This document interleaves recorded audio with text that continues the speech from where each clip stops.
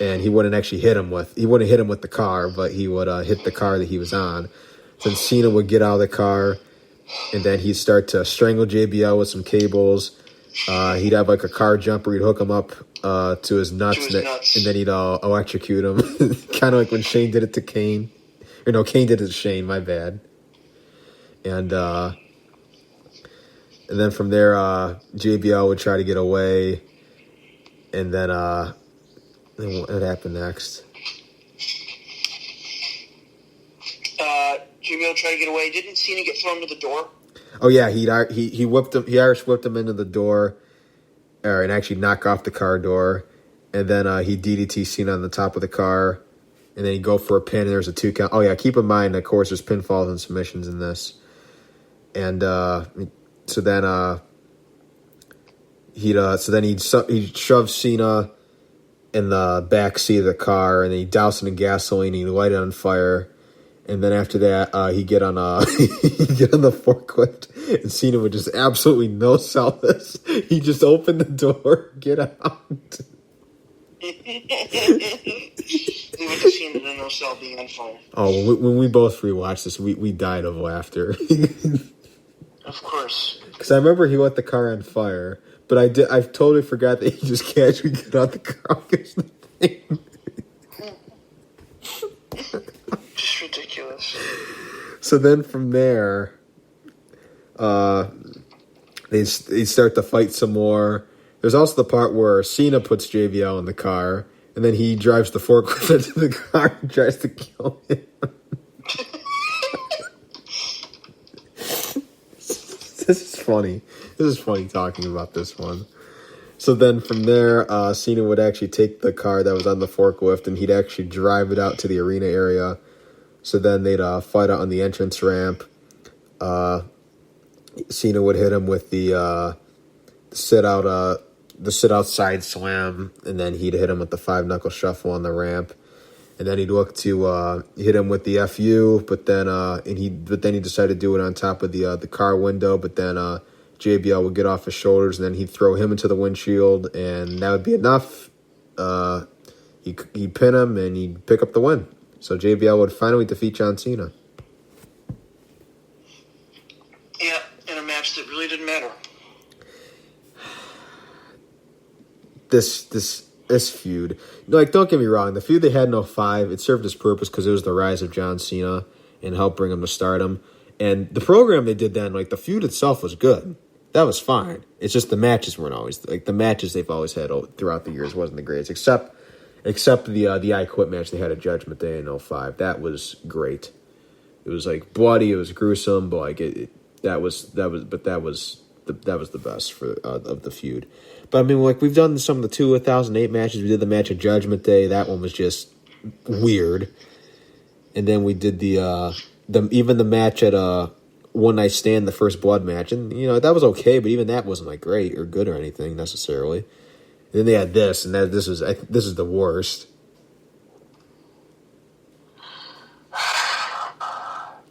I'm just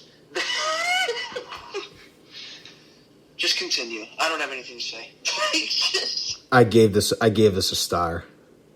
So did I. I think that's probably what we could say about it. Yep. So then, before we get to the main event, we would have the recap of the Edge and Vicky wedding and how it had turned out, and then also this was really funny. They did a fan vote to see who the fans felt worse for, and they felt worse for Edge. The guy who cheated on his fiance.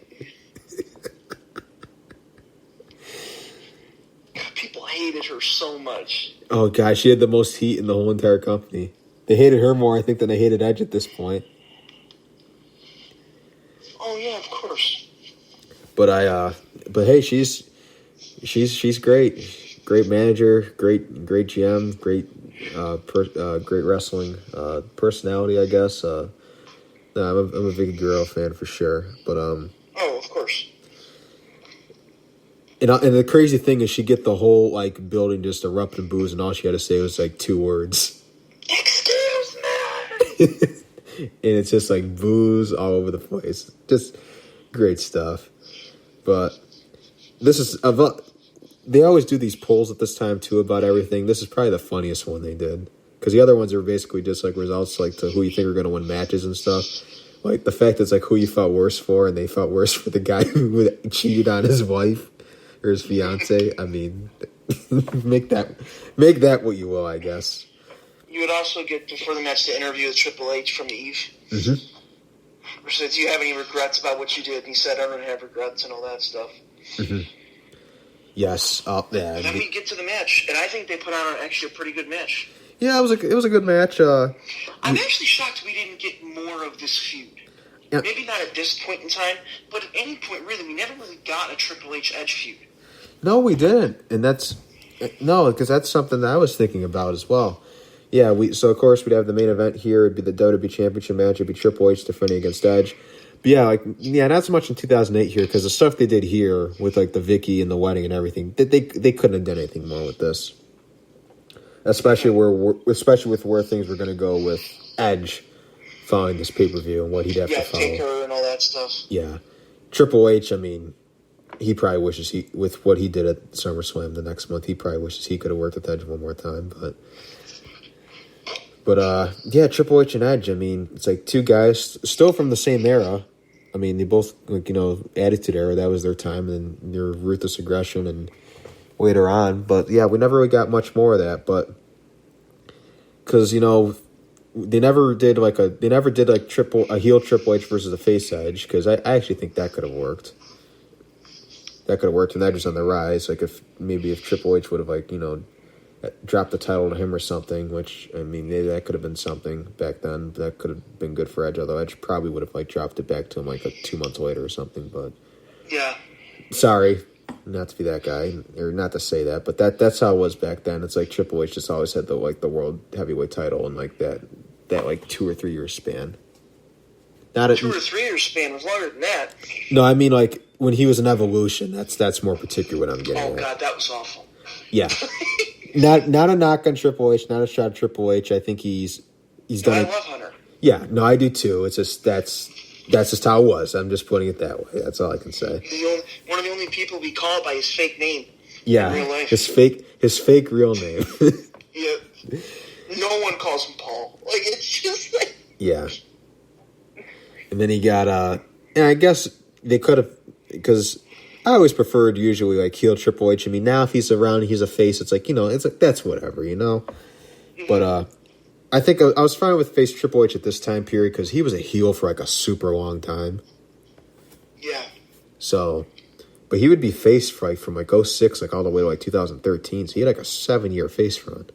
Mm-hmm. Well, I think once you get into that late part of your career where you're a legend, it's hard to be the heel. Yeah, I just think it worked in his case because he was doing the thing where he had turned corporate, and they did the angle with the authority. So I thought that was great. But I mean, yeah. So seeing this match actually kind of made me think it's interesting we didn't get more of this, like we were saying. But overall, it was a good match. They could have done it. Remember after? I think a great time to do it would have been if they had a one-on-one match after the triple threat match against Cena for the WWE title. Yeah. After WrestleMania, you go and do it, and then you can have Triple H throw over Edge at that point. I think that would have been perfect. Yeah, that was the time they could have done it. I mean, that's probably a prime example. Probably that, and probably 04, probably the two best times I could think of. Yeah.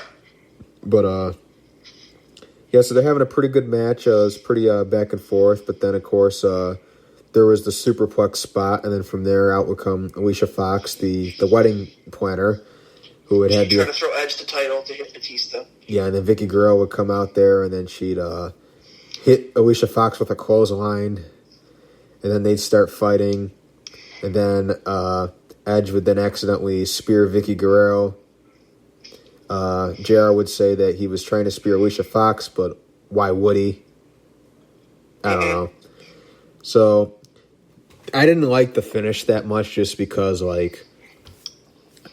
I thought that Edge is usually known for outsmarting his opponents, and I wouldn't think that with his character he would necessarily should fall for something like that, because not only was it just that it's one thing that happens and then they fight it out a little bit, then Triple H gets the best of him, but he literally hit him with the pedigree and beat him and pinned him right after that.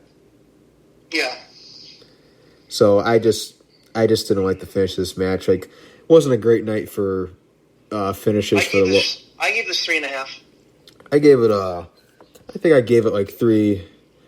I was between 3.25 and 3.5. I guess maybe I could go 3.5. But 3.5 definitely a best, because I think in terms of a match, you could probably say it was better than Shawn and Jericho. You could say Shawn and Jericho was the best just because of like just the storytelling and like, you know, it served it was also a continuation of the feud because this just went on for like months. But yeah, this was the end of this Triple H and Edge thing. I don't know. It wasn't a great night for world title finishes. I mean, if you count the ECW world title, if you count that as like a world championship, then there's that. And like then the world heavyweight title match ended bad. This one kind of ended like not the greatest. So you know, I guess there's that. But yeah, it was a good main event. Overall, I'd give this show probably a 7 out of 10. 7 out of 10. Yeah. In terms of the matches and what they did on it, I mean, I'd probably go along with that as well. The only problem I had with it is just some of the finishes weren't the greatest, but it wasn't a bad pay-per-view by any means. So there is that too. Well, one of the down things about the show that I noticed is the crowd was not good. The crowd was not reacting to anything. Mm-hmm.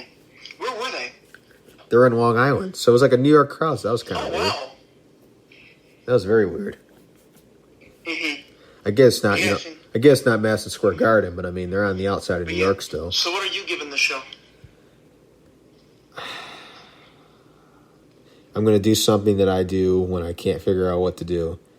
I'm going to give it a strong 6.5 to a light 7. So okay.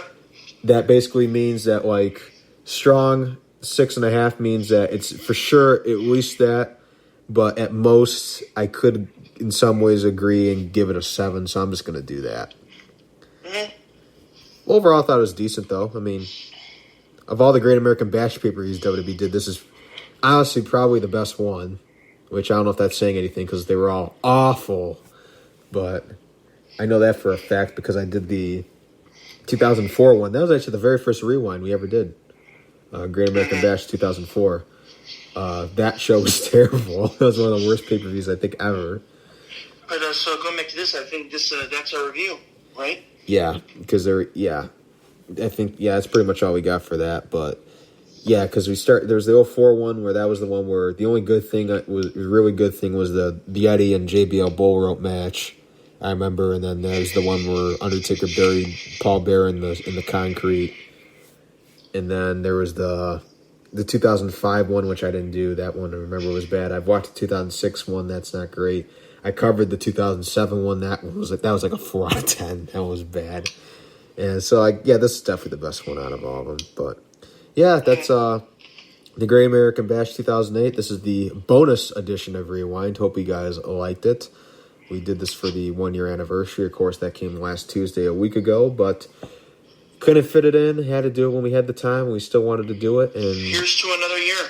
Here's to another year, absolutely. So I'm grateful for being able to do this and grateful to have Bryant to join me for all these shows the last few months. It's been great having him on, and I think we work well together. Great pairing. Great duo together. So here's to another year. So just gonna. Oh wait, there's one other thing I wanted to point out before we end this. Things to watch after the final rating. If I had to name things from the show to watch and look out for, I would definitely. Maybe Edge and Batista. You mean Edge and Triple H? Oh, Edge and Triple H. Sorry. No, the Batista Punk match was good up until the finish, but even then, I wouldn't recommend going out of your way to watch it. I don't know if I'd really recommend anything on this pay-per-view. If I had to pick something, I'd probably pick Triple H and Edge. I would pick Jericho and Shawn just because of the rivalry. If you want to follow that closely. Yeah, but even then, I wouldn't oh, dude. If there's someone that's I need to find a great match, I wouldn't recommend anything from this show. Yeah, I guess there is that. Probably actually the number one thing would probably just be Jericho and Shawn. Just if you want to follow the rivalry all the way through, then yeah, you definitely need to see this. That's probably all I can say though. Mm-hmm. So yeah, that's the show. Hope you guys liked it. Be sure to follow JNC Radio once again on social media, Twitter, Instagram,